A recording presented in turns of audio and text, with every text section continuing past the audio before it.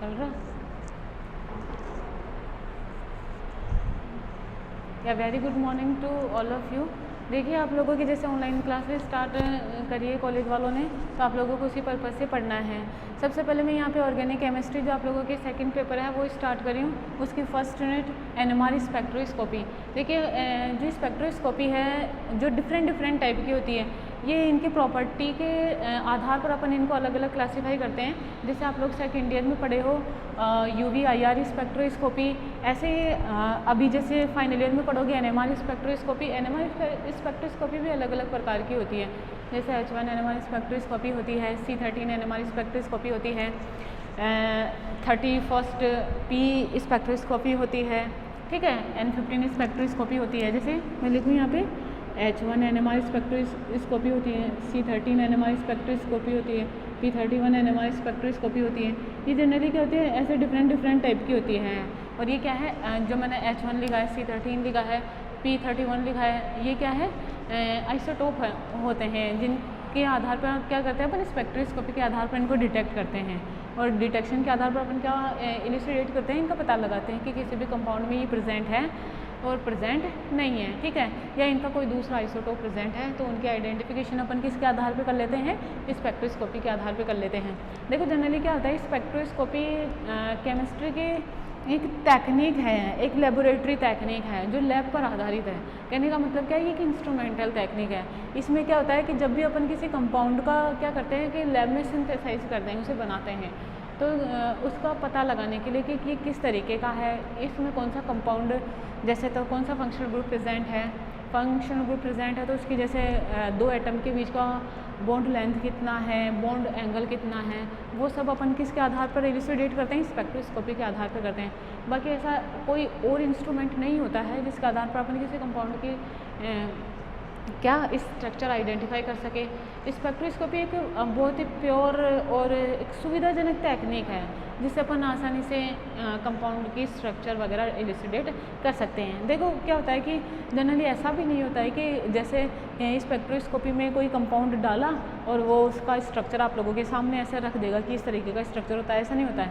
जैसे मैंने कहा कि जैसे आप लोग सेकेंड ईयर में IR UV स्पेक्ट्रोस्कोपी पढ़ कर आए हो, ठीक है, अब इसके बारे में आप लोग क्या पढ़ कर आए हो कि ये क्या करती है, फंक्शनल ग्रुप के बारे में बताती है, और ये क्या करती है, बॉन्ड लेंथ के बारे में बताती है। पढ़ कर आए हो ना आप लोग, ये चीज़ अनसैचुरेशन को बताता है, ये डबल बॉन्ड ट्रिपल बॉन्ड की प्रेजेंस को बताता है, वो वाली चीज़ें हैं, ठीक है। तो अब सिर्फ ये जो स्पेक्ट्रोस्कोपी होती है ये सिर्फ इसका डिटेक्शन करती है, बाकी और किसी का डिटेक्शन नहीं करती है।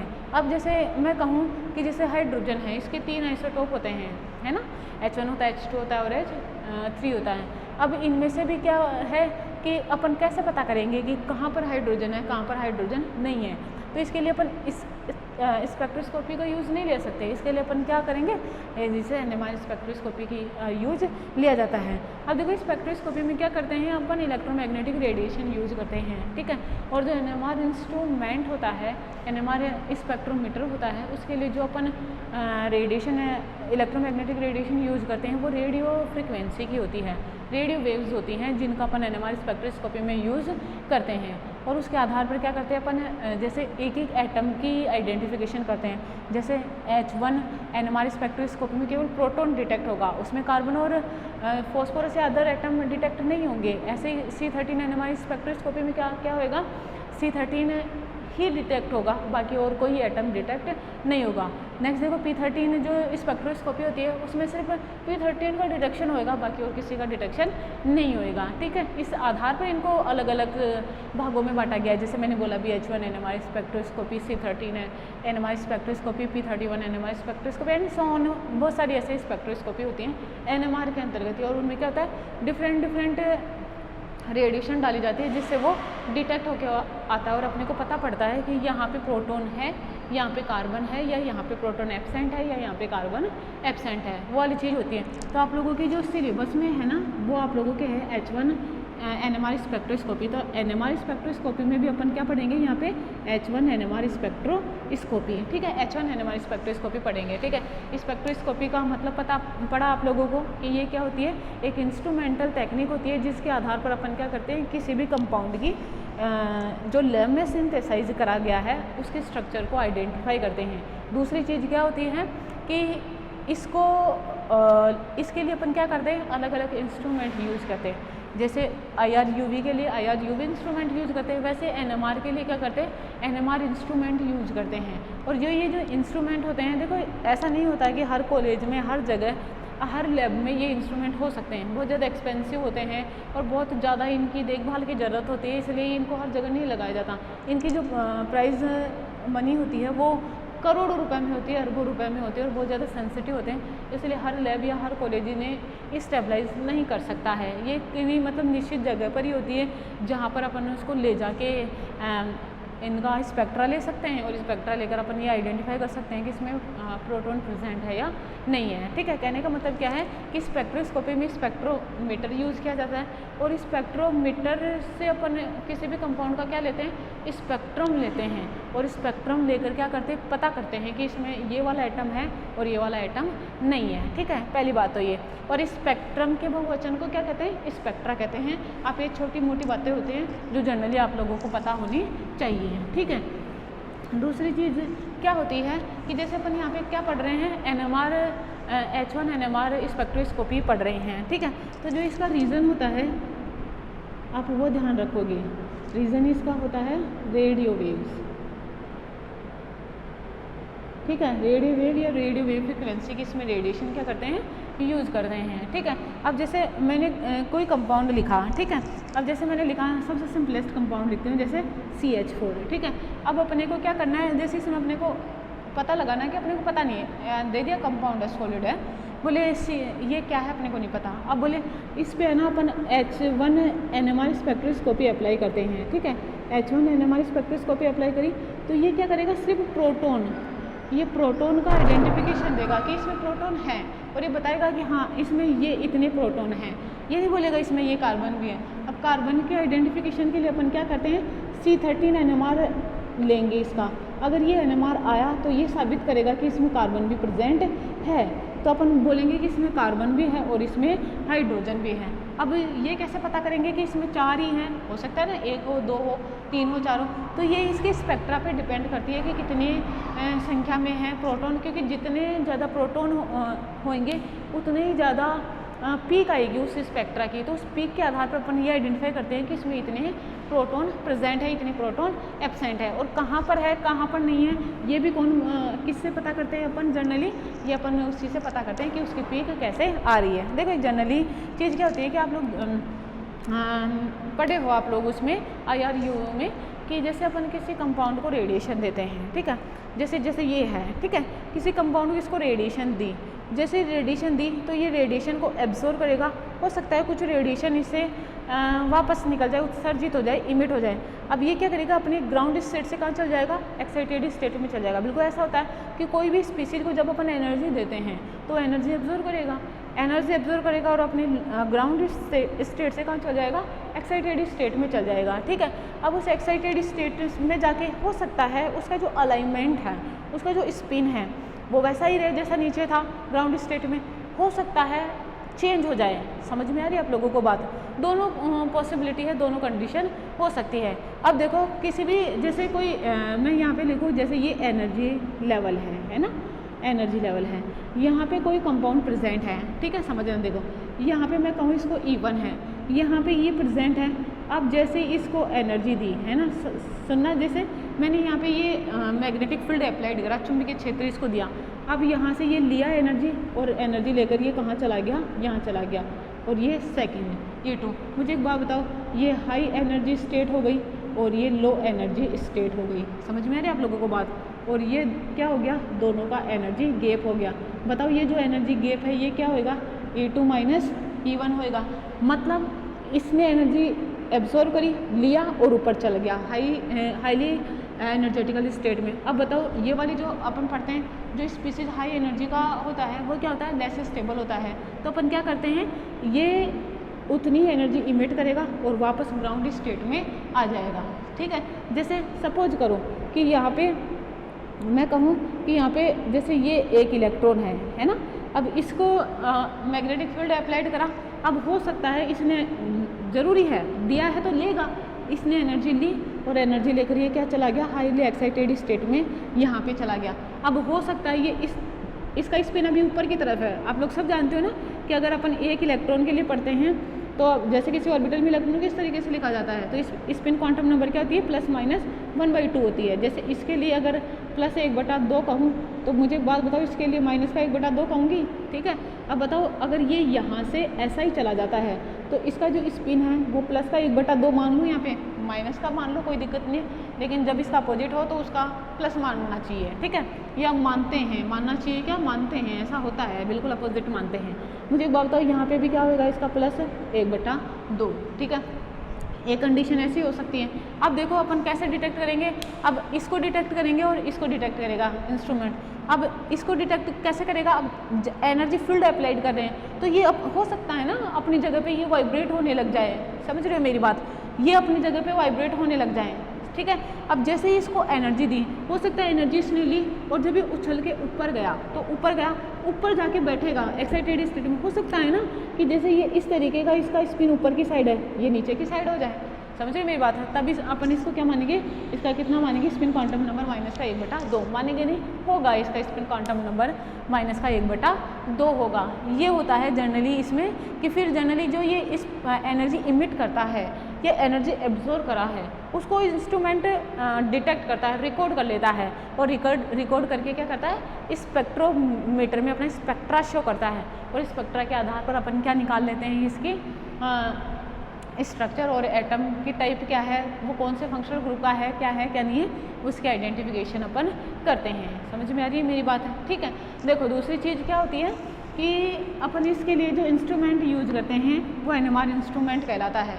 और मैंने आप लोगों को ये बात बताई कि NMR इंस्ट्रूमेंट में क्या होता है, जनरली रेडियो वेव यूज़ करते हैं। अब इसके लिए देखो इंस्ट्रूमेंट जो होता है, इसका जो इंस्ट्रूमेशन होता है वो इस तरीके से रिप्रेजेंट किया जाता है, इसको इस तरीके से, ठीक है, इस तरीके से रखा जाता है। वैसे जनरली क्या होता है कि एक प्रैक्टिकली अगर इसे देखें तो इंस्ट्रूमेंट बहुत बड़ा सा होता है, एक मतलब इतने रूम जितना, और ऐसा नहीं तो इतनी रेडिएशन इमिट करता है, तो जो उस लैब में काम करने वाला होता है जनरली 1 या 2 इंसान रह सकते हैं वहाँ पे। ऐसा नहीं कि हर कोई जा रहा है, हर कोई आ रहा है, और बहुत सेंसिटिव जगह होती है वहाँ पे। ऐसा नहीं है कि अपन बाहर से जा रहे हैं तो ऐसे चल जाएंगे, ऐसा कुछ नहीं होता है। जनरली वहाँ की उस रूम की स्लीपर अलग होती है, वहाँ के कपड़े अलग होते हैं, वो सब पहन के वहाँ पे जाना पड़ता है। और ऐसा भी नहीं है कि जैसे अपन एक जना एक कंपाउंड लेकर गया कि हाँ उसको अपनी स्ट्रक्चर आइडेंटिफाई करनी है तो उस दिया है और बोले सैंपल की मेरे को स्पेक्ट्रा निकाल के, ऐसा नहीं होता है। क्या होता है कि ये जो इंस्ट्रूमेंट होता है NMR इंस्ट्रूमेंट, वो एक साथ मतलब ऐसा नहीं होता एक ही करेगा, एक से ज़्यादा बोले तो 30-40 कंपाउंड को एक साथ डिटेक्ट करता है। छोटी छोटी ट्यूब्स होती हैं उसमें, जिन्हें सैंपल ट्यूब्स कहते हैं, उनमें कंपाउंड रखा जाता है और कंपाउंड रखकर क्या करते हैं जनरली उसमें इंसर्ट करवाते हैं, और इंसर्ट करवाने के बाद क्या करते हैं उसका स्पेक्ट्रा लेते हैं। ऐसे अगर एक ही कंपाउंड के लिए चलाने लगे तो उसकी रेडिएशन बहुत ज़्यादा इमिट होगी, कितना सारा पोल्यूशन होएगा। इसलिए क्या होता है बहुत सारे कंपाउंड अगर आ जाते हैं बहुत सारे जनों के तो तब उसको यूज़ किया जाता है, ऐसा नहीं कि किसी एक जने के लिए उसे यूज़ किया जाएगा, ठीक है। तो देखो इसमें क्या होता है कि जनरली सबसे पहले तो एक सैंपल ट्यूब ली जाती है ना। देखो सबसे पहला इंस्ट्रूमेंट का अपना सबसे पहला पार्ट क्या होता है, सैंपल ट्यूब होती है, ठीक है। और ये सैंपल ट्यूब जनरली किसकी बनी होती है, ग्लास की बनी होती है। आप लोग ये बात ध्यान में रखोगे, ग्लास की बनी होती है सैंपल ट्यूब, और बहुत छोटी सी ट्यूब होती है ये, है ना। अब क्या होता है जनरली सैंपल ट्यूब में सैंपल लिया जाता है कि आप लोगों को जो भी सैंपल लेके जा रहे हैं हम उसको डिटेक्शन के लिए लगाया जाएगा। एक और बात आप लोगों को बताओ, जैसे अपन सिंथेसाइज करते हैं कोई भी कंपाउंड उसमें लैब में, तो ऐसा नहीं होता है कि जैसे अपन ने 10 ग्राम बनाया 20 ग्राम बनाया तो इसमें इतने सारा सैंपल यूज होएगा, उसका बहुत कम पार्ट इसमें लिया जाता है, बहुत माइनस है जिसे अपन देख भी नहीं सकते। इतनी कम अमाउंट में क्या है कि इसमें सैंपल ट्यूब में लेंगे और सैंपल ट्यूब में लेकर उसका स्पेक्ट्रा डिटेक्ट करते हैं। अब ऐसा भी तो नहीं है ना कि जैसे ग्लास के सैंपल ट्यूब है और उस ग्लास के सैंपल ट्यूब में बोले हमको तो दिख ही नहीं रहा, अब हमें कैसे पता पड़ेगा कि इसमें सैंपल लिया भी है कि नहीं लिया। तो इसमें सबसे पहले क्या करते हैं, ये सॉलिड मतलब सॉलिड स्टेट में नहीं लिया जाता है, ये कि जैसा अपन बना के लेके गए वैसा यूज लेंगे। इसमें सॉल्वेंट यूज किया जाता है, ठीक है। और सॉल्वेंट यूज करके क्या बनाया जाता है, इसका सॉल्यूशन बनाया जाता है, और सॉल्यूशन को फिर सैंपल ट्यूब में इंसर्ट करवाया जाता है। बोलते हैं यहाँ पे ये लिक्विड फॉर्म में होता है ये सॉलिड फॉर्म में नहीं होता है। आप लोग इस बात को ध्यान रखोगे, ठीक है। अब देखो यहाँ पे क्या है कि ऐसा भी नहीं है कि सॉल्यूशन बनाने के लिए जो अपन सॉल्वेंट यूज़ लेंगे वो कुछ भी मिला, बोले अपने पास तो पानी रहता है, ले में कुछ भी घोल लिया और बन गया, ऐसा नहीं होता है। हर कंपाउंड के आधार पर या मोस्ट ऑफ इंस्ट्रूमेंट के आधार पे जो सॉल्वेंट होते हैं वो अलग अलग प्रकार के होते हैं, अलग अलग सॉल्वेंट यूज लिए जाते हैं। अब देखो ऐसा भी नहीं है कि मेरे पास तो ये सॉल्वेंट है मैं तो ये लूँगा, मेरे पास तो ये सॉल्वेंट है, या मेरा मन तो ऐसा हो रहा है कि मैं तो वो वाला सॉल्वेंट यूज़ लूँगा तो मेरे को तो वही चाहिए, ऐसा नहीं होता है। देखो सबसे पहले कौन सा सॉल्वेंट यूज लिया जाता है, यहाँ पे जो सॉल्वेंट यूज लिया जाता है सॉल्वेंट उसके क्या कैरेक्टर होंगे। देखो पहला पॉइंट देखो, जनरली इसमें प्रोटोन जो है सॉल्वेंट में प्रोटोन क्या होनी चाहिए, एब्सेंट होनी चाहिए, ठीक है। प्रोटोन अनुपस्थित होना चाहिए, पहली बात प्रोटोन नहीं होना चाहिए, बोलते ऐसा कोई कंपाउंड सॉल्वेंट ही नहीं लेंगे जिसमें कि प्रोटोन हो, ठीक है। दूसरी चीज़ ये केमिकली इनर्ट होना चाहिए, है ना, केमिकली इनर्ट होना चाहिए। इसका मतलब क्या है कि ऐसा है कि अपन जैसे अपन तो स्पेक्ट्रा डिटेक्ट करने के लिए इसे सॉल्वेंट को यूज़ करें, पता चला जैसे ही सैंपल ट्यूब में इसको डाला कंपाउंड से रिएक्शन करके कुछ और ही बना गया, ऐसा नहीं होना चाहिए, इनर्ट होना चाहिए, केमिकली इनर्ट होना चाहिए, ठीक है। तीसरा पॉइंट देखो ये नॉर्मली सस्ता होना चाहिए, है ना, मतलब एक्सपेंसिव नहीं होना चाहिए, ये ज़्यादा बहुत कम रेट में आसानी से उपलब्ध हो जाए वो होना चाहिए, ठीक है। नॉन पोलर होना चाहिए, ठीक है, नॉन पोलर होना चाहिए सॉल्वेंट, ठीक है। जनरली ये वाले कैरेक्टर उसमें होने चाहिए तो ही अपन उसे क्या कर सकते हैं, एज ए सॉल्वेंट यूज कर ले सकते हैं NMR इंस्ट्रूमेंट में, ठीक है। और वेल नोन जो सॉल्वेंट यूज लिए जाते हैं वो होता है कार्बन टेट्राक्लोराइड, ठीक है, CCl4, या बहुत रेयर कंडीशन में CdCl3 भी यूज ले सकते हैं। ये डिपेंड करता है अपने पास क्या अवेलेबल है, कौन सा सस्ता पड़ रहा है, इंस्ट्रूमेंट के आधार पर अपन वो चीज़ यूज करते हैं। लेकिन जनरली तो क्या होता है CCl4 ही यूज़ लिया जाता है, क्योंकि ना तो इसमें कोई प्रोटोन होता है, केमिकली इनर्ट होता है, सस्ता होता है, नॉन पोलर होता है और आसानी से उपलब्ध भी हो जाता है। ऐसा नहीं है कि उसको बाहर विदेशों से मंगवाना पड़ रहा है सॉल्वेंट को और आने में 10-20 दिन लग रहे हैं, तो अपन इंस्ट्रूमेंट को इतना वो नहीं करते, जनरली जो अवेलेबल होता है उसे एज ए सॉल्वेंट यूज लिया जाता है। देखो दो बातें हो गई, इंस्ट्रूमेशन में मैंने क्या बताया, सैंपल ट्यूब किसकी बनी होती है, ग्लास की। अब उसमें अपन क्या करते हैं, सॉल्यूशन लेते हैं, सॉल्यूशन में बनाने के लिए कंपाउंड में क्या डालते हैं, सॉल्वेंट, और सॉल्वेंट की क्या कैरेक्टरिस्टिक प्रॉपर्टी होती है वो चीज़ मैंने आप लोगों को यहाँ पे बताई है, ठीक है। नेक्स्ट देखो जनरली क्या होती है, ये जो सैंपल ट्यूब है, अब देखो सैंपल ट्यूब में क्या हो जाएगा, सैंपल लेंगे और सैंपल का क्या बनाएंगे, सॉल्यूशन बनाएंगे, और सॉल्यूशन बना के जनरली क्या होते हैं उसे इंसर्ट करवाएंगे इंस्ट्रूमेंट में, जो इसकी साइड होती है वहाँ पे क्या करते हैं, इसको इंसर्ट करवाते हैं। और इंसर्ट करवाने के बाद में क्या होता है कि इसको एक तो होता है RF ट्रांसमीटर और एक होता है RF रिसीवर, ठीक है। RF रिसीवर ही यहाँ पे क्या करता है, डिटेक्टर की भांति कार्य करता है। तो जनरली RF रिसीवर को और डिटेक्टर को डिटेक्टर के बीच में उस सैंपल ट्यूब को रखा जाता है। सैंपल ट्यूब को जहाँ पर रखा जाता है वहाँ उसके दोनों साइड क्या होते हैं, दो बड़े बड़े मैग्नेट लगे होते हैं, चुंबक लगी हुई होती है। और चुंबक क्यों लगाते हैं, ताकि चुंबकीय क्षेत्र लग सके, अप्लाई हो सके, ताकि स्पेक्ट्रा ये दे सके, ठीक है। आगे क्या होता है, इसके बैलेंस के लिए सिर्फ जनरेटर इसमें लगाया जाता है। दूसरा RF रिसीवर जो होता है वो ही क्या करता है, उसमें अपन डिटेक्टर फिट करते हैं, वो डिटेक्ट करने का काम करता है, जो भी स्पेक्ट्रा वो डिटेक्ट करेगा, रेडिएशन जो डिटेक्ट करेगा, मतलब जो भी एब्जॉर्ब करा, ठीक है, उस चीज़ को ये डिटेक्ट करा।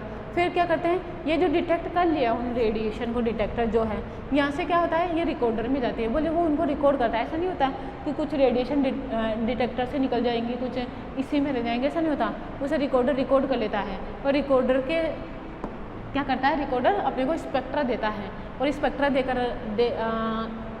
लेकर अपन क्या करते हैं, उसका आइडेंटिफिकेशन करते हैं कि कंपाउंड ये है या ये है। देखो ये मैंने थोड़ा उल्टा बना रखा है स्पेक्ट्रा, आप लोगों को सीधा स्पेक्ट्रा बना के बताती हूँ। जनरली ये इस तरीके का होता है, ठीक है। देखो जैसे ये है स्पेक्ट्रा इस तरीके का होगा, जैसे ये है, ये पीक आई, ये पीक आई, ये पीक आई, ठीक है, फिर ऐसे, फिर ऐसे, ऐसे, ये स्पेक्ट्रा होता है। और एक नॉर्मल सी अगर मैं कहूँ इसका सिग्नल कैसे आता है, तो ये इस तरीके से। और सिग्नल क्या होता है, सिग्नल का मतलब होता है वही स्पेक्ट्रा, पीक कि कहाँ पर कैसे आ रही है। जैसे ये, इसको मैं कहूँ कि एक सिग्नल है, ये इसको क्या कहूँगे, दो छोटे सिग्नल हैं, दिख रहे हैं तो, है ना, नहीं दिख रहे तो नहीं इंक्लूड करेंगे। ये क्या है, एक बड़ा सिग्नल है, तो 3 सिग्नल है इसके, ये रहा चौथा, पांचवा सिग्नल, छठा, सातवां सिग्नल, इस तरीके से इंक्लूड करते हैं। ये जो खड़ी लाइनें हैं ना उनको सिग्नल कहते हैं, मतलब जो स्पेक्ट्रा में आती हैं, ठीक है। और जितनी आती हैं उनको कैलकुलेट कर लेते हैं कि 1 सिग्नल आया, 2 सिग्नल आया, 3 सिग्नल आए। और पता है ये कैसे आइडेंटिफाई करेंगे अपन कि कितने सिग्नल आएंगे, ये डिपेंड करते हैं कि अपने पास कितने प्रोटॉन प्रेजेंट है। प्रोटॉन जितने होंगे उतने ही सिग्नल आएंगे, मतलब तो ये टाइप ऑफ प्रोटॉन को बताता है,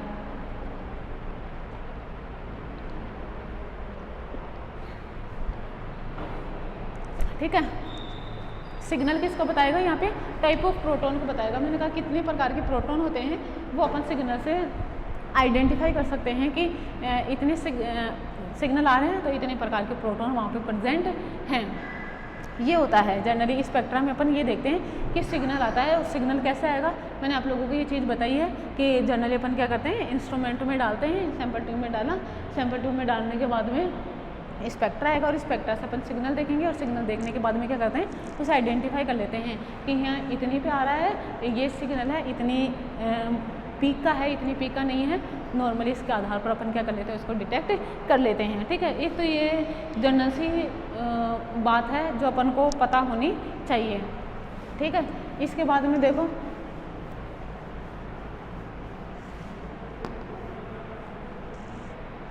जनरली क्या होता है कि मैं ये कहूँ जैसे सिग्नल आया, इसमें अपन सिग्नल देखेंगे और सिग्नल के आधार पर जनरली स्पेक्ट्रा को आइडेंटिफाई करेंगे। अब देखो क्या होता है कि जैसे इंस्ट्रूमेंट तो ये ले लिया, जनरली आप लोगों को थोड़ा जनरल आइडिया होना चाहिए कि इंस्ट्रूमेंट इस तरीके का होता है। वैसे इस पे ऐसा कोई क्वेश्चन नहीं बनता इंस्ट्रूमेशन का, लेकिन फिर भी आप लोग एक बार देख जाना, क्योंकि कई बार इससे क्वेश्चन पुट अप हो जाते हैं कि जैसा था ना ऐसे छोड़ने वाला भी कुछ हो, तो वो वाली चीज़ नहीं होएगी कि अपने छोड़ दिया और वो अपने को आया ही नहीं, ऐसा नहीं होगा, आ जाएगा आप लोगों को वो चीज़ है, तो आप करोगे तो उस आधार पर ये चीज़ है, ठीक है।